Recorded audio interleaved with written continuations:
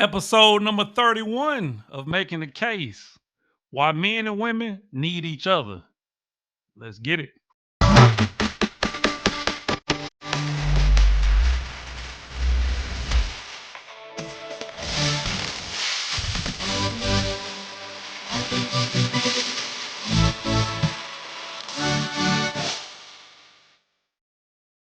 Hey, what up, YouTube gang? Hey, we back. Another episode of Making the Case. Episode number 31. Back at you. For episode number 31, we're talking about why men and women need each other. All right.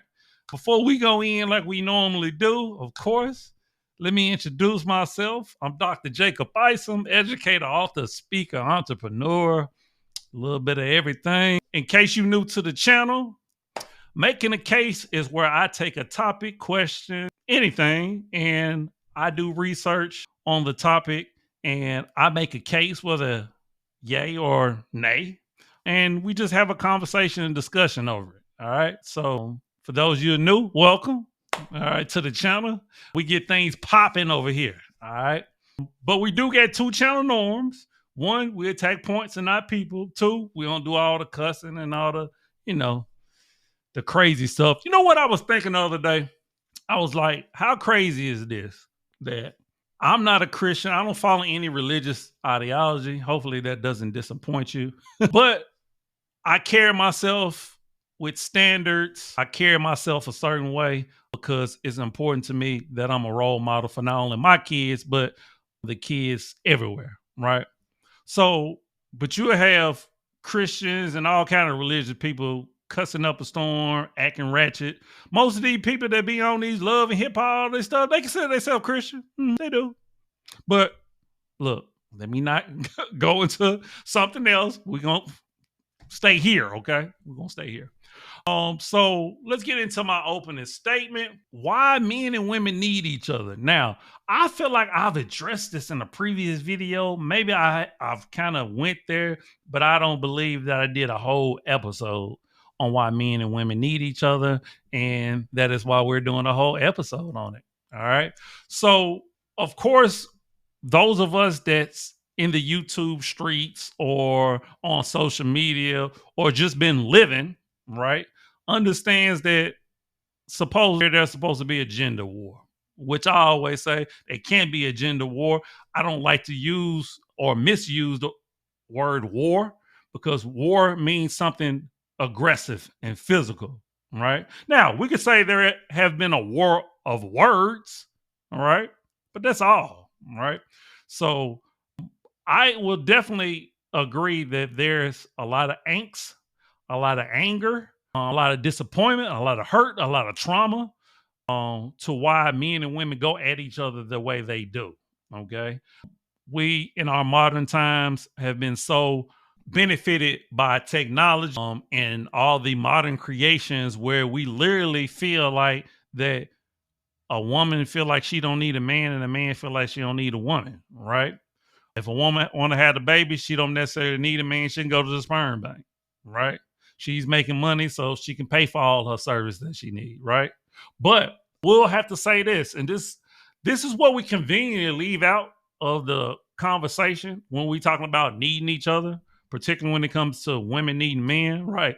We conveniently leave out the fact that the structure and everything that you see built across the globe is majority of man hands. Okay. If we pull up, and I've said this before, we put up all the stats on physical labor jobs, infrastructure, things like that, is going to be dominated by men. Right. So we conveniently leave that out. Right.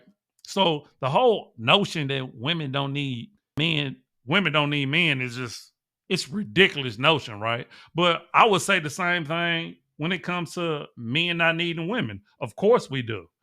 Of course, the biggest thing is procreation, but it's not just that. So with today's episode, we're going to get into some reasons why we need each other.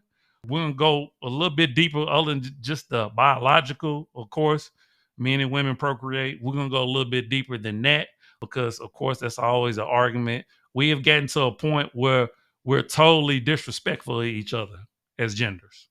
right? We don't even see the value that each other hold. That's why it's hard for us to sustain and maintain long-term relationships.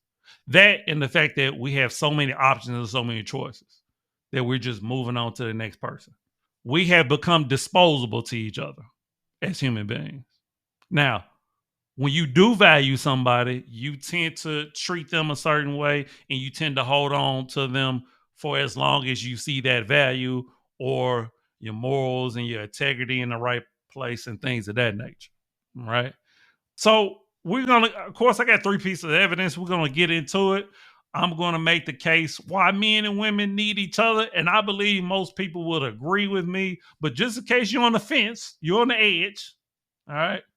I'm finna talk you off and convince you that we need each other. All right. So without further ado, let's get into our first piece of evidence, shall we? All right. So for my piece of evidence number one, why men and women need each other, I have an article from a platform called the Epic Times. I believe this is going to be one of my favorite platforms because I love this article.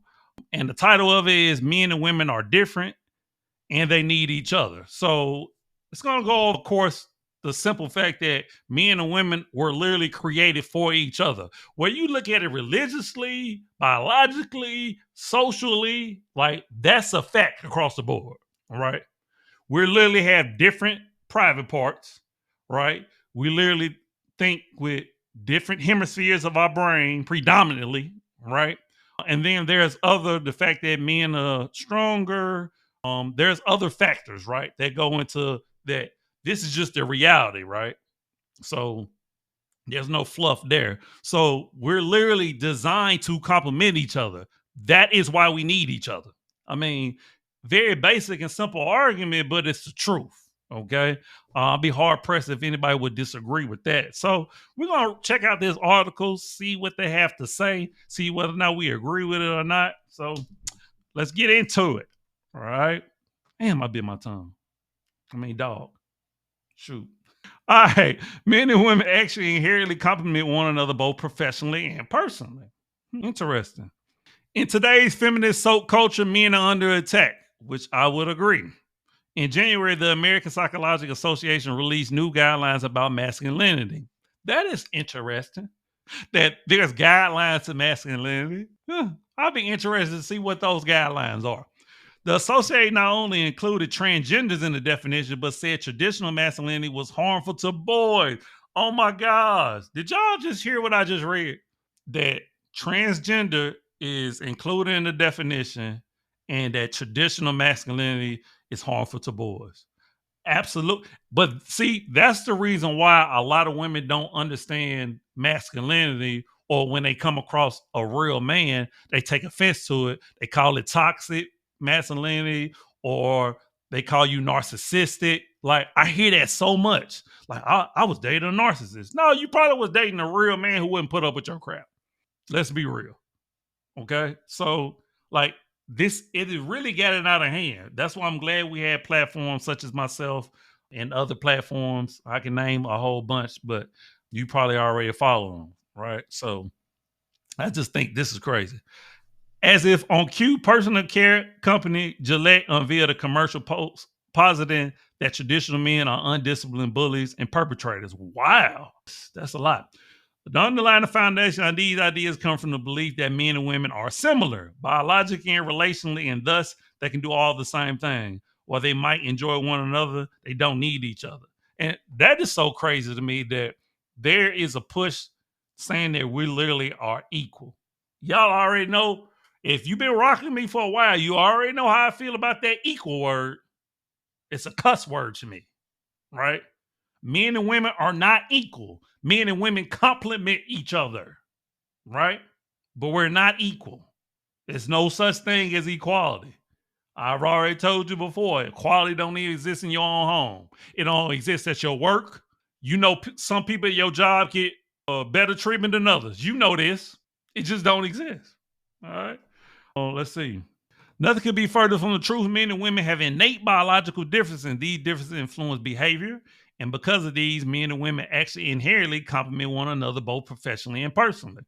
Last summer, the Pew Research Center took a poll asking 4,573 Americans how they describe what society values and doesn't value in each gender. The respondents answered with more than 1,500 words. About a dozen words were used repeatedly for either one or both genders. For example, these words were used positively: beautiful, honest, kind, provider, strong, compassionate. These words were generally used negatively: powerful, aggressive, lazy. Positive words for women including beautiful, honest, kind, and compassionate, while honest, provider, strong, and powerful were considered positive for men. See, the study that they did, they talking about traits that represent a man and represent a woman, right? And in general, those traits complement each other. Men are typically more aggressive, women are typically more passive. They complement each other. Men are typically leader, women are typically followers. That is the reason why innately, biologically, women want leaders. Let me get it to you one more time. All right. The word powerful was associated with men positively and women negatively, but the word compassion was associated with women positively and men negatively. Likewise, strong was associated with women negatively and men positively, and kind was associated with women positively and men negatively. That's interesting that strong was associated with women negatively. And all you hear is, I'm strong and independent. And that's the reason why a lot of women don't understand when they say that, or when they put that on their dating profile, stuff like that, men cringe. Like, nobody has to go around and saying, no grown person should have to go around saying they strong and independent, right? That's like me going around and saying, I'm black and educated. How did that sound? So women, you have to stop saying it, all right? Based on this study, it's seen as a negative view, and I will actually kind of agree with that. With this linguistic information, it becomes even more clear how much men and women balance or complement one another. Professionally, this is quite clear cut, though there are always exceptions. The exceptions never prove the rule. Men are associated positively with words like aggressive and powerful because they are, and they often seek work that satisfies these traits and using them for good. For example, men make up over 80% of all jobs in law enforcement, military, and construction work, likely due to these very attributes that are viewed negatively in women, but which men utilize to save lives. Absolutely, right? The reason why men work these jobs because biologically they are built for these jobs. And socially, we accept this. If you ask a woman, or I should say, if you ask a young girl at 6, 7 years old what she want to be, she wouldn't say a construction worker. And she hasn't been socialized. Feminism hasn't hit her yet. She knows she wants to do something a little bit more dainty. It's just a reality. Women, on the other hand, bring honesty, kindness, and a sense of power to the workplace. Even though society is pushing for women to vie for roles in more male-dominated fields like STEM, law, and politics, this year's election proved successful in this attempt. Women are getting more degrees than men, and there are more women in the workforce than ever before. Still, they are often naturally drawn to jobs that require compassion. Medicine and teaching are the top fields for women. Even when women are in law and politics, they are often advocates for causes like parental pay leave and healthcare. Absolutely. These traits help in occupations that require an intuitive, nurturing presence. Recently, I observed an argument on social media exclaiming that men are often full of their own toxic masculinity because they lack empathy, among other traits. Nonsense. Men don't lack empathy. They just show it in a different way than women do. Facts. The flip side of female empathy in the male sense is his provider traits, which many observe in a family setting. Even if he has no children or family, a man's empathy can translate as strength, which he used in a wartime to keep his own family and assets safe from harm. Absolutely. Empathy comes in rescuing and saving and providing and protecting. That's how we show empathy. When a man has a family, he do everything in his power to protect and provide for that family. That's his empathy. That's his sympathy. That's him showing his love. As men, we show love through actions. But a lot of times women want us to show it through our words. Most men are not built that way. We haven't been socialized and taught that. We've been taught that how you show love is you protect and provide for somebody. So we are built to complement each other. We're not supposed to do the same things. You see me rising my seat? I'm getting excited. All right, let's keep reading. In personal relationships, men and women balance each other even more, particularly if both are confident, healthy, and mature about who they are and what they need. Men bring their inherent desire to provide, protect, and use their strength and stoicism for their family. They work a daily grind, teach their boy rough and tumble play, and coach sports. Often this means men are able to focus on one task at a time, work, while women juggle many things. While men catch a lot of flack for this, it's quite valuable. Men also tend to focus on the interface between their family and the rest of the world, which is a good thing. Even though many women might complain, men don't focus enough on their own families. And that's one good point. Women have always been the better multitaskers, right? Even though I'm great at it because it's so many things I want to do, and being a teacher, educator, it's just part of my job, right? But women by far are better multitaskers. That's why women make better executive assistants and secretaries and things of that nature, because they can answer a phone call, take notes, do all this, right? So C.S. Lewis described this trait in Mere Christianity as follows: the relations of the family to the outer world, what might be called its foreign policy, must depend in the last resort upon the man, because he's always ought to be and usually is much more just to the outsiders. A woman is primarily fighting for her own children and a husband against the rest of the world. The function of the husband is to see that this natural preference of her is not given its head. He has the last word in order to protect other people from the intense family patriotism of the wife. On the other hand, women tend to be naturally more kind, nurturing, intuitive, and compassionate. Because of a woman's natural compassion, she will get up and nurse an infant in the middle of the night for months, even years. She'll go to work, pick up a vitamin child from school, care for that child, and then selfishly do the rest of her tasks for the remainder of the day. Whether a woman is juggling children, nieces, nephews, or elderly parents, along with a job and other responsibility, her innate kind traits help balance those her male partner provides. So a woman, a wife is meant to provide the nurturing, the protection of the youth, right? The feeding, the making sure everybody, the support, the comfort, right? Women are supposed to bring that to a man that can sometimes be cold because he has to deal with the pressures of being a protector and provider. That's not an easy role, right? So she has to bring that comfort and that support to him while he go out and tackle the world and make sure everything good for his family, because he's doing it all for his family, not just for his family, but for the community. That's the balance between men and women. That's what we have to understand. We need each other. All right. While it might feel easy to jump on a bandwagon of girl power after men have dominated so many industries for so long, that's not the right approach, personally or professionally. Men and women are different, and those differences offer various contributions in society, in the workplace, and in personal relationships that complement one another's approach to life. I'm trying to see. Yeah, and that's it. Man, I thought this was a well-written article by Nicole Russell. Shout out to you, Nicole Russell, from the Epic Times. Very well-written article. But this goes to show you that men and women, we were built and made, and it's not just social, it's biologically, right? To complement each other. So the whole notion that we're at odds with each other, we're going against our very nature. And most of us consider ourselves religious people.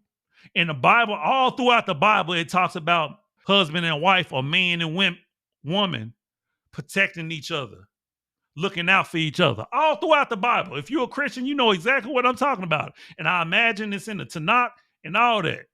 The Pentateuch, excuse me, probably in the Quran. I imagine it's in many different books. So this whole notion that we are enemies or we don't need each other is just a ridiculous notion to me, right?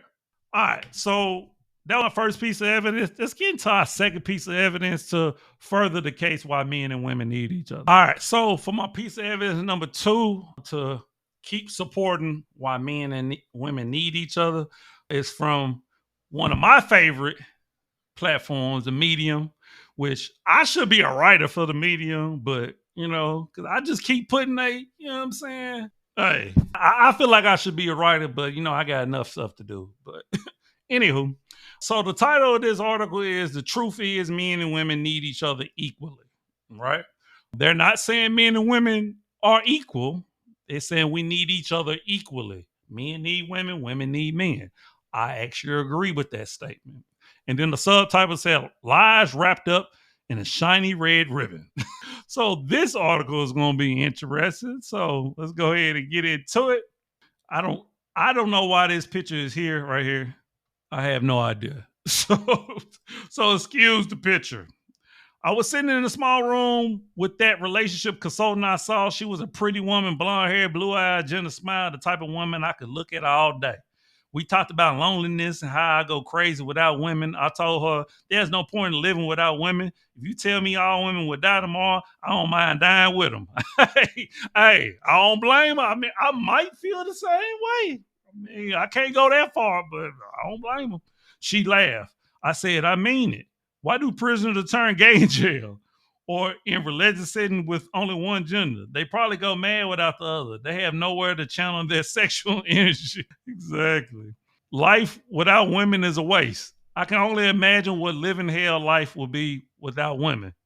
I walk around Earth and all I see is men. I don't want to see men for the rest of my life. I go crazy without women. I see enough men in my gym locker room 3 times a week. Had enough macho celebrations in the military for 3 years.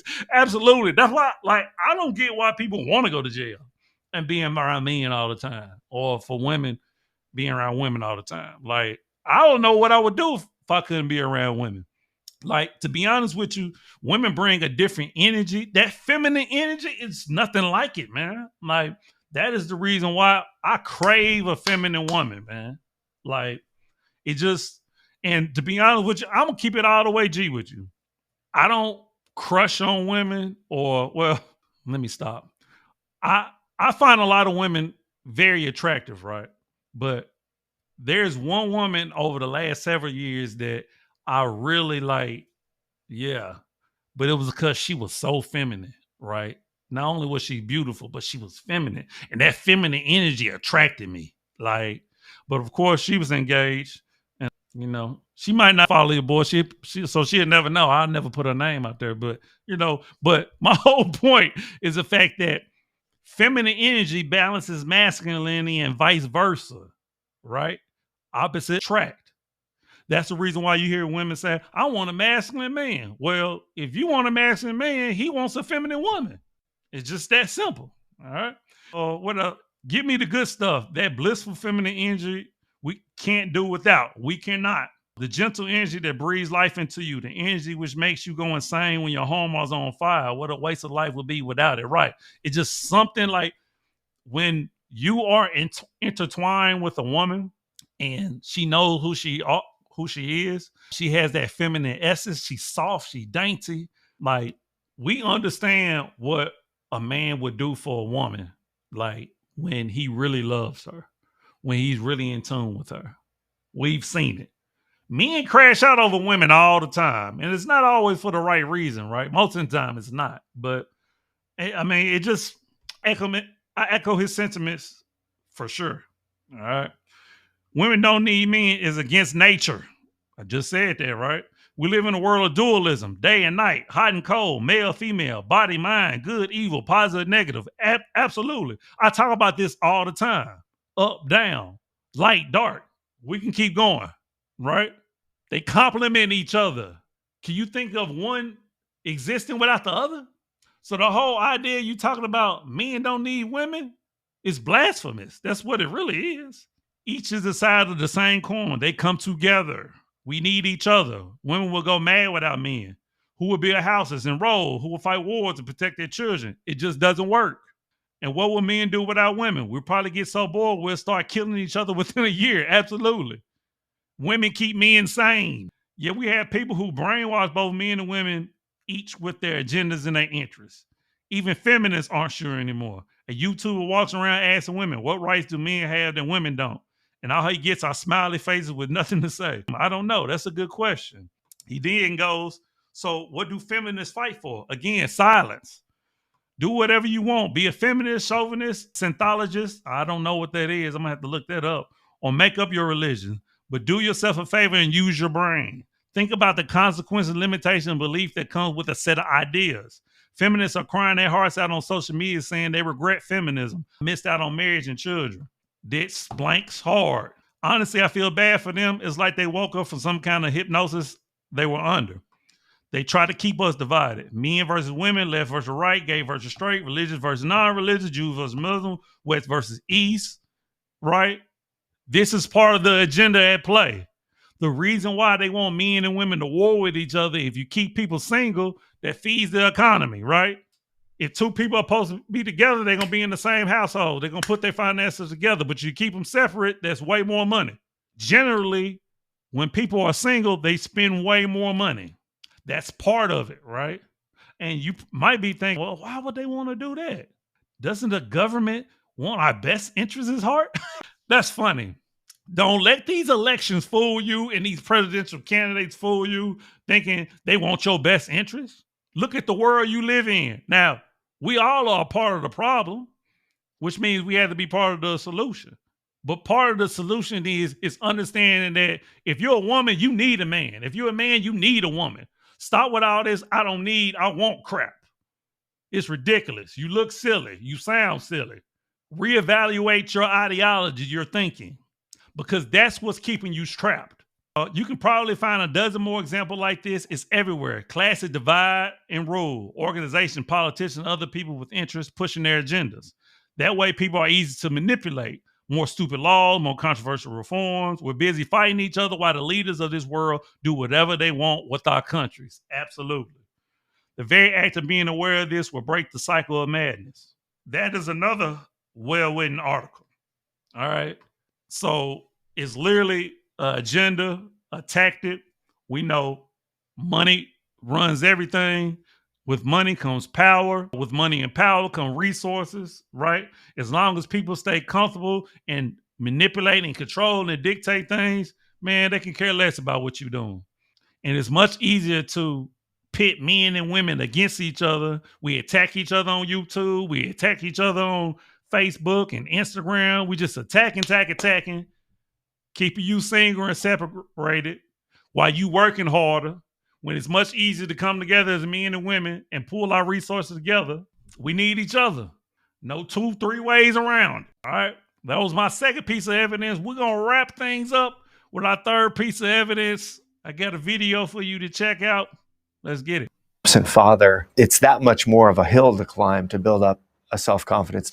I have to tell you, now that I'm older, I really miss not having had a dad. Or a male figure in my life. I had my grandfather, but he obviously is my grandfather, so it's not the same thing. But I think I would have done a lot better in my life, younger, if I had a good male influencer in my life. And it's funny, I really hope that I get to have a family, if I ever have kids, where I have a father that's really present for my kid. I think it's invaluable for a girl to have a dad. When you say that, what are you referencing in your mind of the things that you were missing or that were difficult? Especially my relationship to men, the way what things that I accepted, like stuff like what you said, for example. Maybe if I'd had a male figure, I would have shut that guy down at the get-go. We're like, why are we talking about my dress? Let's talk about Troy. Yeah. So I just think that I really searched for a long time how to navigate life and men and myself. I see girlfriends that have had great dads, and I'm envious of their relationship, and I feel like they did better earlier, when it comes to that. Yeah, I always question that whatever struggles or deficiencies we have as children, if we ever really leave it behind. And we all do. Even if you're a great dad or a great mother, we're always going to, go, oh, my mom, she screwed me up for life. Yes. And we try our best. I don't mean that, we're all human. But I do think that, especially for girls, I can obviously only talk for girls. I think we need men to have our backs and push us to become women, good women. And we as men need women to help us yes. communicate, to help us understand how to treat people. And I agree. Absolutely. Yeah. It's funny, I was really thinking about that in the past couple of days, because the Time's Up movement and all that, and it's all girl power. And I obviously 100% support that, but I'm really acutely aware that we need men to walk by our sides. We can't do this alone. It's not just women against the world. We need stand-up men to walk with us. So we're going to wrap things up with my closing statement and pretty much follow up from my third piece of evidence, which was the video that I just showed you.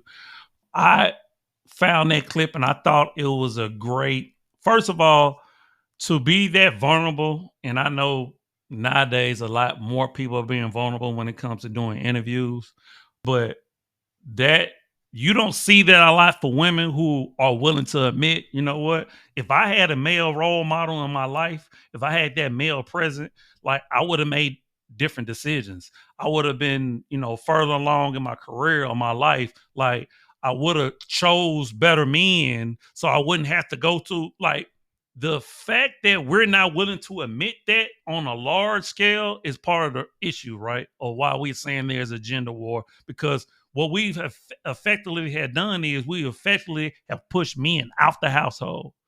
Now, granted, some of it is on the men, right? For abandoning their family, or once the man and woman break up, they just forget about the kids. But we also have to understand that there's a part on the woman's at play too, right? Where she's keeping the children from the man, or she's making it so difficult on the man that he's like, forget it. It's not right either way, right? Because who end up taking on the burden? The children do. So as adults, as men and women, we have to do a better job, right? We need men in the household. In the household. We need men there. The breakdown of the family, which I did a video on this before, is what's causing a lot of social ills, a lot of social problems. We know the stats when it comes to single parent household. So why isn't this a state of emergency? I don't know. But that's why I've taken it upon myself to speak on this consistently. My consulting business is based off relationship building, sustaining and maintaining relationships, right? I speak on relationships quite often. In my last book, The Relationship Guide, it touches a lot of issues when it comes to relationships. We have to start focus on sustaining and maintaining relationship between men and women. We need each other, period. If we get back to that and understanding that we do need each other, we will start seeing a difference and a shift in our society and in our culture. But we got to get back to the culture where mom and dad are appreciated. They understand their role, and that those children can see the masculine and feminine energy at play in the same household. And we can stop this whole idea that I'm a woman, but I got to be masculine because I'm raising a kid by myself. It's tomfoolery. They're not single dads out there talking about, I have to be in my feminine since I'm a single dad. We got to stop this. We have to focus on the family. Without the family, there is no culture. Without the family, there is no community. We got to understand this. So I'm going to keep preaching it and I'm going to keep teaching it. We got to do better. Men and women need each other. Point blank, period. All right. We're going to wrap up today's episode with that. You already know links for my books, for my merch. You'll find them in the description. You'll find all my links to my social media and all that good stuff. That'll be in the description as well. Man, once again, I appreciate you for rocking with me. Let's keep getting our subscribers up because I'm ready to go live. What say you? All right. I'm ready to talk to you face to face. I'm ready to do some giveaway. I'm ready to do all that, right? But we got to get them subscribers up, man, so we can get to that point, all right? Man, as always, I'm you are me, love, always love, eternal. Remember, the worst thing you could do is lie to yourself. And I think we made that case, baby. All right? Hey, deuces. Love y'all. We out.